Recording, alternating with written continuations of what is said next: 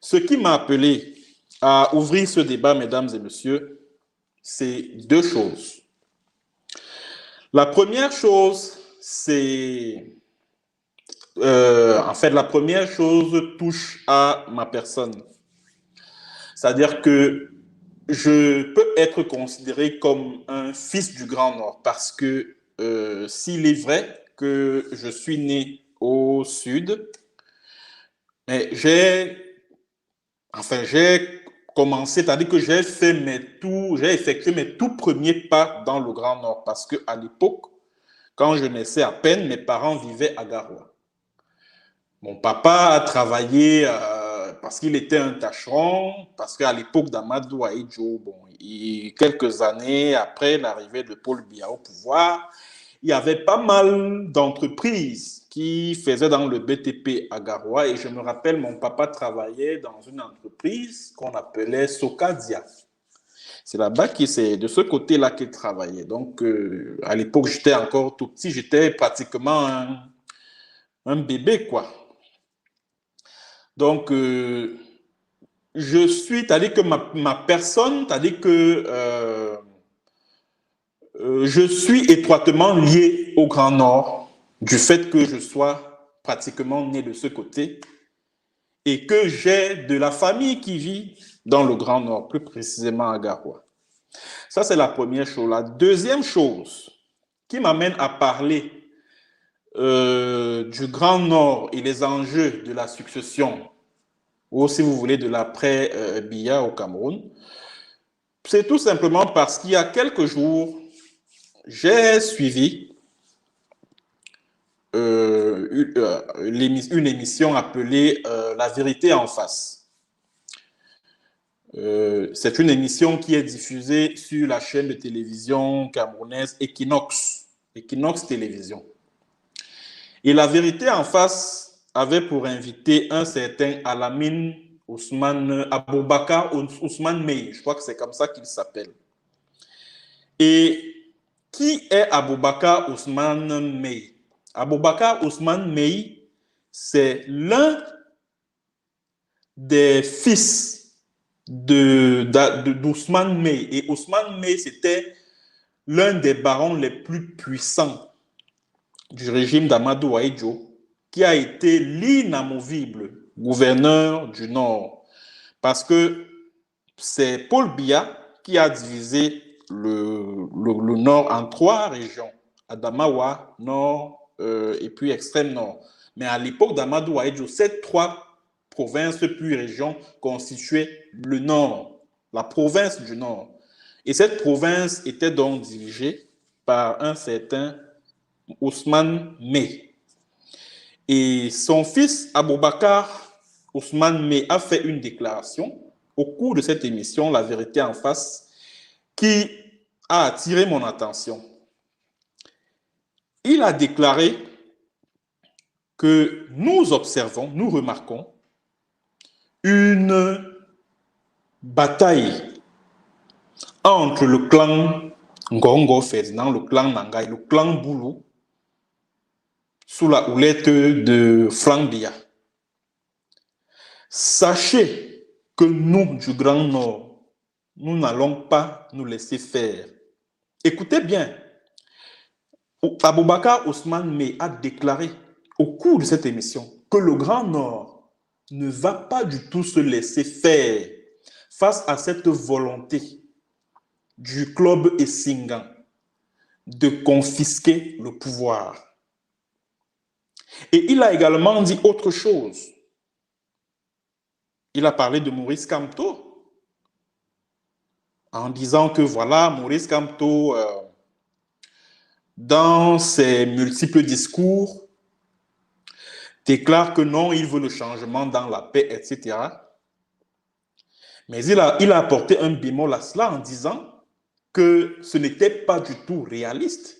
et que Maurice Kamto devait se joindre à ce mouvement du Grand Nord dont parlait Aboubakar Ousmane Mey au cours de cette émission pour reconquérir le pouvoir, parce qu'il existe une règle tacite depuis les indépendances qui voudrait que le pouvoir puisse se partager, le pouvoir politique, le pouvoir suprême puisse se partager entre le Grand Nord et le Grand Sud. Ça veut dire que si un ressortissant du Grand Nord quitte le pouvoir, ce dernier doit automatiquement échoir à un ressortissant du Grand Sud et vice-versa. C'est une règle non écrite qui existe depuis les années d'indépendance et à laquelle tiennent les ressortissants du Grand Nord. Et quand vous entendez Aboubakar Ousmane Mey faire ce genre de déclaration, qui a suscité un tollé général, bien sûr, au sein de la coterie régionalo-tribaliste Petit Boulou, qui dirige le Cameroun. Quand vous entendez Aboubakar Ousmane Mey le dire, il ne parle pas en son nom. Ce n'est pas à son nom qu'il parle. Il parle au nom de la grande communauté du Grand Nord. Alors, cela m'amène donc à ouvrir le débat sur le Grand Nord et les enjeux de la succession de Paul Biya. Quelles sont les chances d'un ressortissant du Grand Nord de succéder à Paul Biya? Je vais commencer par dire que moi, Michel Biemton, journaliste camerounais et activiste, j'ai toujours dit, et je ne cesserai de le répéter, qu'il y a deux possibilités pour les Camerounais de se débarrasser du régime de Paul Biya, du système Essingan, qui confisque le pouvoir depuis bientôt 40 ans. Je dis bien deux. Il y a soit l'insurrection populaire, exactement comme ce qui s'est passé au Burkina Faso, en Tunisie, en Égypte, au Soudan, en Algérie, etc., etc. Soit une résistance armée, un peu comme ce que l'on observe au niveau du Southern Cameroun, ce que vous appelez les régions du nord-ouest et du sud-ouest. Voilà les deux seules possibilités pour que Paul Biya et tout son clan villageois, son clan tribalo-familial puissent débarrasser le plancher et céder la place à un autre. Parce que ce que ces Essingans craignent en ce moment, c'est de subir ce qu'ils ont eu à faire subir aux ressortissants du Grand Nord après la démission d'Amadou Ahidjo. C'est-à-dire qu'après le coup d'État manqué du 6 avril 1984, nous allons y revenir. Voilà pourquoi ils sont en train de se battre corps et âme pour confisquer le pouvoir suprême. Je parle du clan tribalo-villageois Petit Boulou. C'est vrai, il ne m'arrive pas souvent de verser dans des débats sur les tribus, sur les ethnies, mais au regard de l'observation que moi-même j'ai faite, je me permets de dire aujourd'hui qu'il existe un groupuscule tribalo-familial qui veut confisquer le pouvoir ad vitam aeternam. Et je profite de ce live YouTube pour dire que j'apporte mon soutien total à la population du Grand Nord pour la reconquête du pouvoir suprême. Alors, Quelles sont donc les chances pour le pouvoir, pour le Grand Nord de reconquérir le pouvoir? C'est bien possible. C'est possible que le Grand Nord puisse reconquérir le pouvoir suprême à condition qu'il passe par les deux moyens que j'ai cités tout à l'heure. Mais la tâche ne sera pas du tout facile parce que le club Essingan s'est arrangé à tout faire pour neutraliser toutes les figures politiques qui émergent dans le Grand Nord. Depuis la condamnation d'Amadou Ahidjo à la peine capitale au tribunal militaire de Yaoundé pour tentative de coup d'État, etc. C'est-à-dire que ce clan villageois-là s'est toujours arrangé pour qu'aucune figure politique, aucune figure de proue n'émerge dans le Grand Nord. Nous allons commencer par la période, c'est-à-dire que la période de 1982, c'est-à-dire que la succession entre Amadou Ahidjo et Paul Biya. Amadou Ahidjo, c'est le tout premier président de la République du Cameroun. Le tout premier président, il était originaire du Grand Nord. Et il y a lieu de reconnaître que c'est sous Amadou Ahidjo que le Cameroun était un pays respecté dans le concert des nations. C'est sous Amadou Ahidjo, un digne fils du Grand Nord, que le Cameroun était un pays prospère du point de vue économique. C'est sous Amadou Ahidjo, en général, que le Cameroun a connu ses lettres de noblesse. Mais depuis que les Essingans se sont installés au pouvoir le 6 novembre 1982, c'est la dégringolade. Le Cameroun n'est plus que l'ombre de lui-même. Le Cameroun est devenu une espèce de républiquette où la vie humaine ne compte plus que pour du beurre, dont l'économie est complètement à genoux. Bref, une république dans un état de déliquescence aussi bien économique que social et moral extrêmement avancé. Amadou Ahidjo a donc quitté le pouvoir. Il a annoncé sa démission le 4 novembre 1982 à ce qui était appelé à l'époque Radio Cameroun. Et à sa démission, c'est-à-dire dans son discours de démission, il a annoncé qu'il confiait le pouvoir à Paul Biya, qui à l'époque était le premier ministre du Cameroun.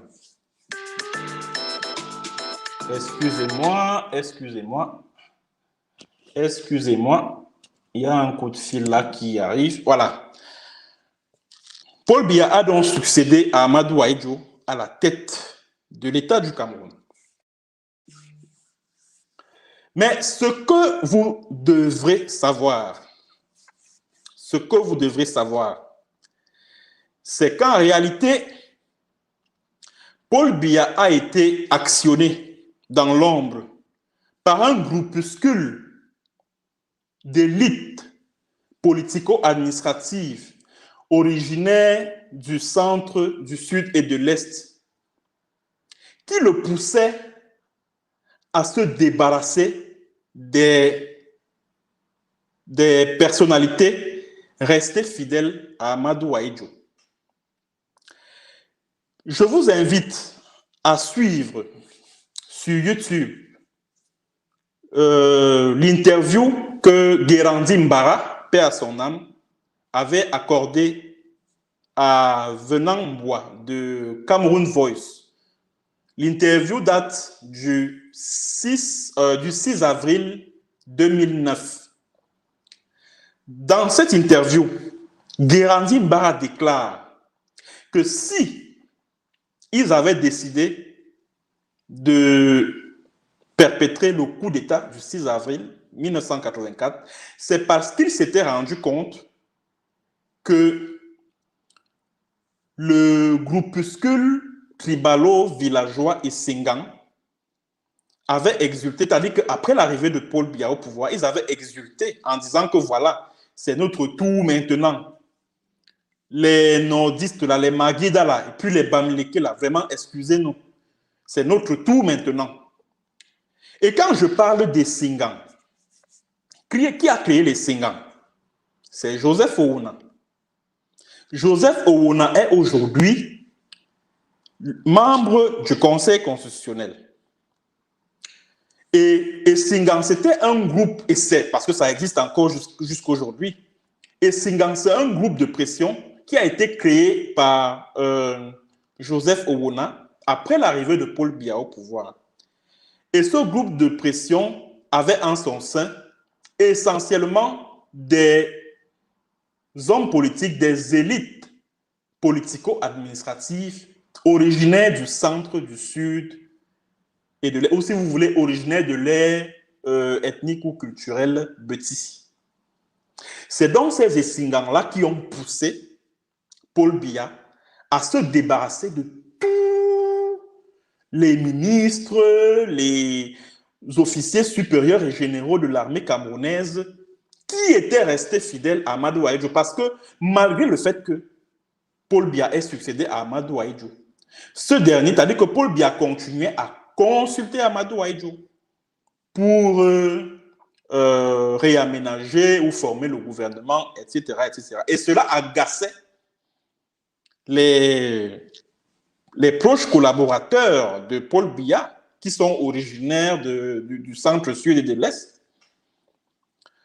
Et le coup d'État du 6 avril 1984 c'est-à-dire que s'inscrivait dans le droit fil de la volonté du groupuscule ethnico-villageois et Singan de se débarrasser des figures de proue au sein de l'appareil étatique qui sont restés fidèles à Amadou Ahidjo.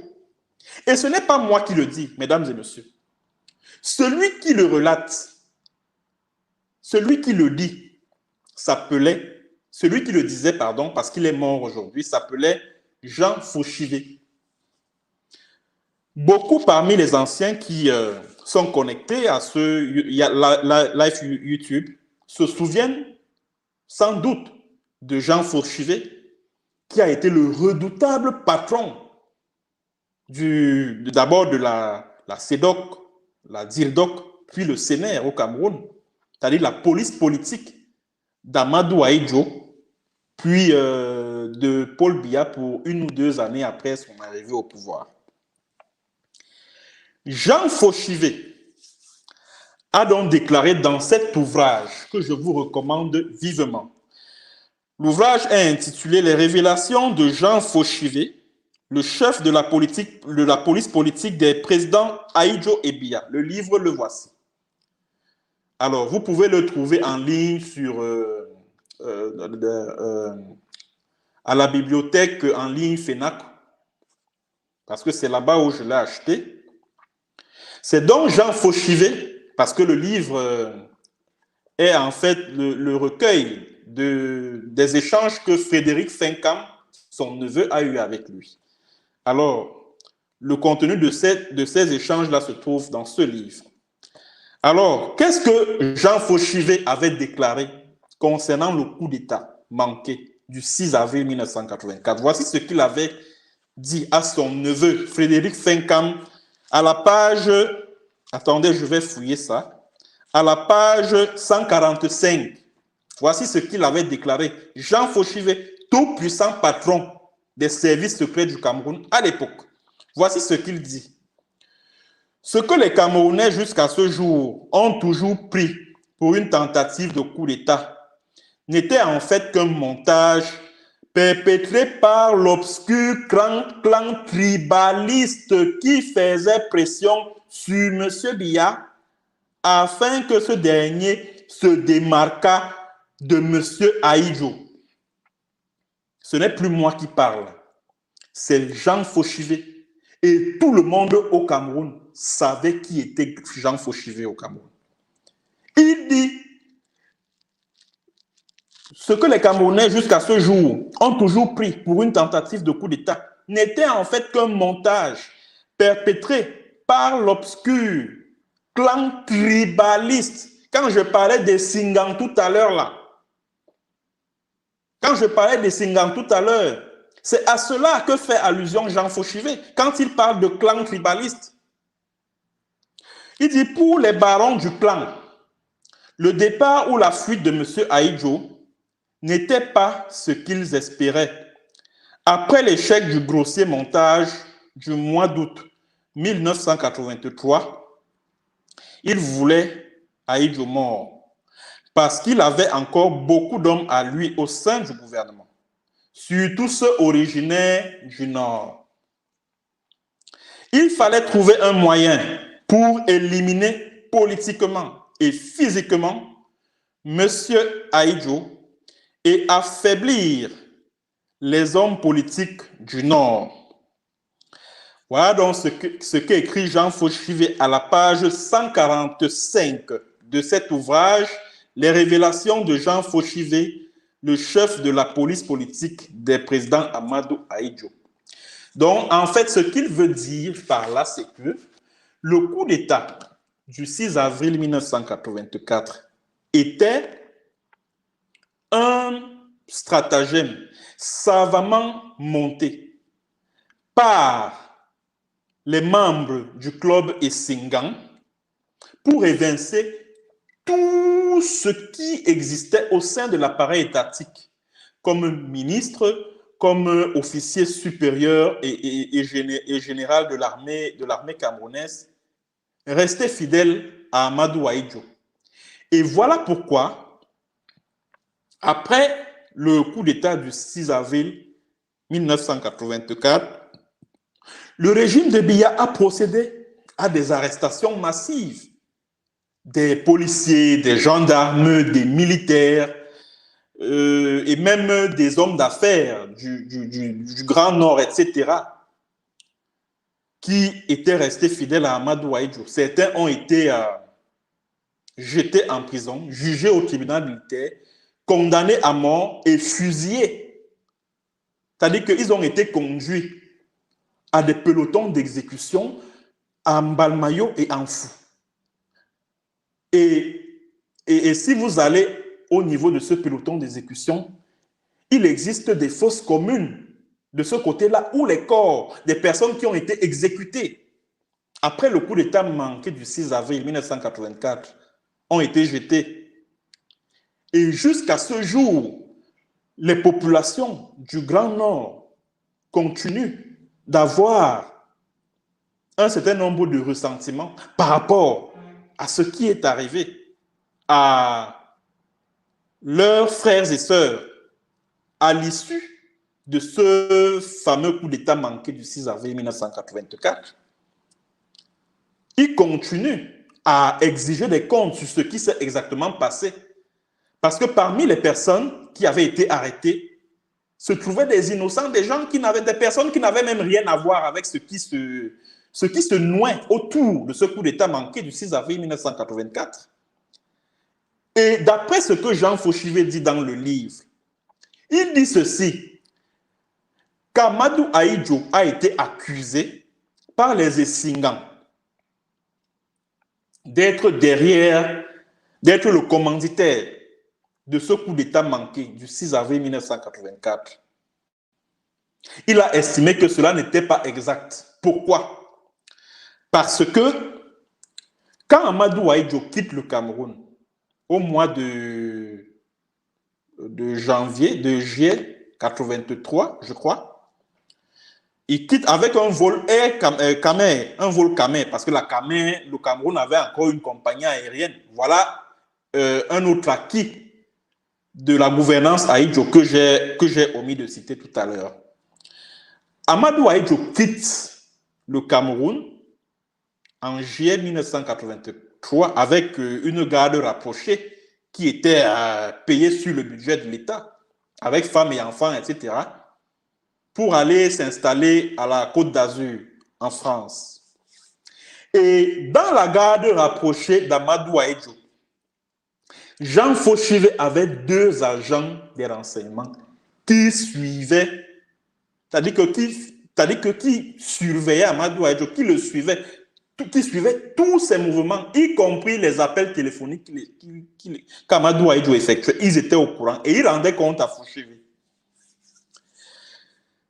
Alors, du compte rendu effectué par ces agents secrets autour d'Amadou Ahidjo, Jean Fauchive a déclaré dans cet ouvrage que quand le coup d'État du 6 avril 1984 survient, Amadou Ahidjo n'est même pas au courant.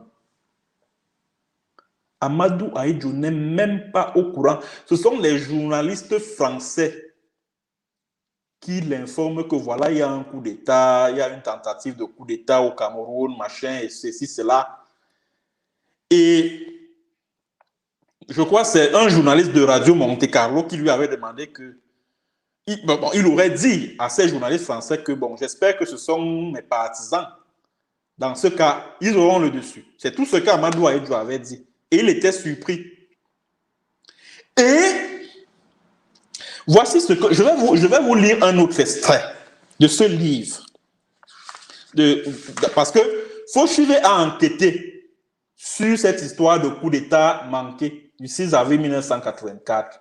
Et les Essingans se sont arrangés à le mettre de côté. Pourquoi? Parce que c'est lui qui était en train d'investiguer sur cette affaire et il était sur une piste qui donnait à croire que cette histoire de coup d'État manqué était une histoire montée de toutes pièces par les Essingans. Je vais vous lire un autre extrait du livre de Jean Fauchive.